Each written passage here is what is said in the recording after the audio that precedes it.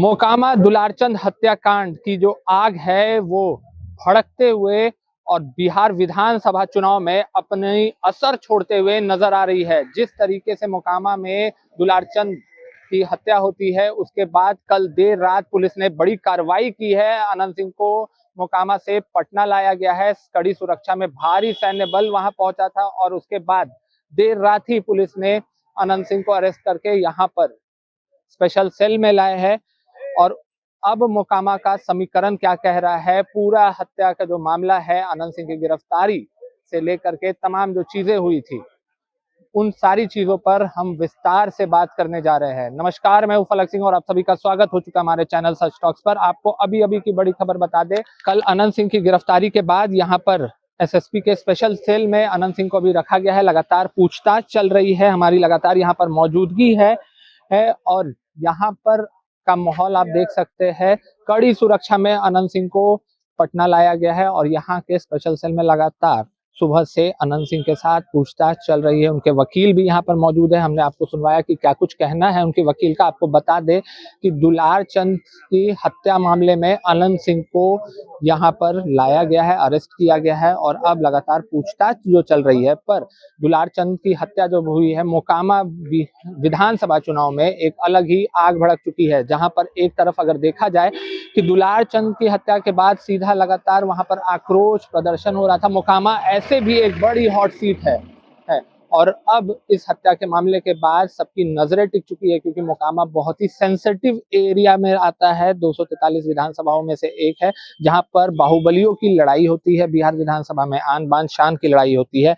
एक तरफ जहां पर अनंत सिंह चुनाव लड़ रहे हैं जेडीयू की टिकट से, तो वहीं पर दूसरी तरफ सूरजभान सिंह की पत्नी वीणा देवी चुनाव लड़ रही है और माना जा रहा था कि ये बाहुबली की लड़ाई है। कुछ ना कुछ कहीं ना कहीं कोई आंच भड़केगी ही भड़केगी और हुआ भी वैसा ही। जन स्वराज के जो प्रत्याशी है पीयूष, वो चुनाव प्रचार कर रहे थे। दुलारचंद यादव उनके चुनाव प्रचार में मौजूद थे और वहां पर तमाम चीजें जो घटी है, अब वीडियो के माध्यम से हमने पहले भी दिखाया था, एक बार फिर से दिखा रहे हैं कि किस तरीके से दुलारचंद का जो शव है पड़ा हुआ था गाड़ी में।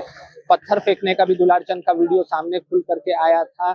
वहां पर इस तरीके से पथराव हुआ था, लाठी डंडे चले थे। जब शव यात्रा निकला था दुलारचंद का, वहां पर वीणा देवी पहुंच जाती है। यादवों के तरफ से एक आक्रोश नजर आ रहा है मोकामा में और ऐसे में आपको वहां का जाति समीकरण जो है हम बताते हैं। जिस तरीके से मोकामा बिहार विधानसभा जो चुनाव होता है, अनंत सिंह को ज्यादातर भूमियार जाति से अनंत सिंह आते हैं, तो भूमियार वोट, स्वर्ण का वोट और धानुक का वोट अनंत सिंह को पड़ते आया है।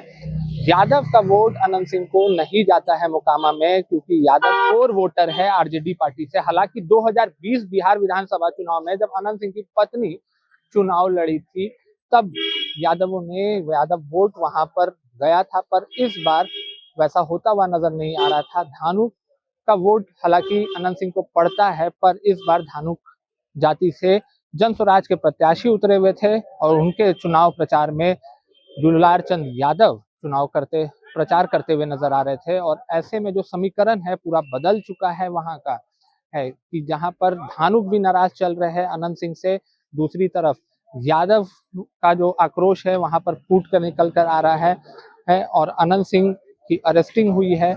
आपको बता दें कि ऐसा पहली बार नहीं है कि अनंत सिंह की अरेस्टिंग हुई है। चुनाव से पहले भी 2 बार ऐसा हो चुका है कि जब अनंत सिंह जेल से चुनाव लड़े थे और जीते भी है। क्या ये तीसरी बार हो सकता है? इस पर हमारी नजरें बनी हुई है।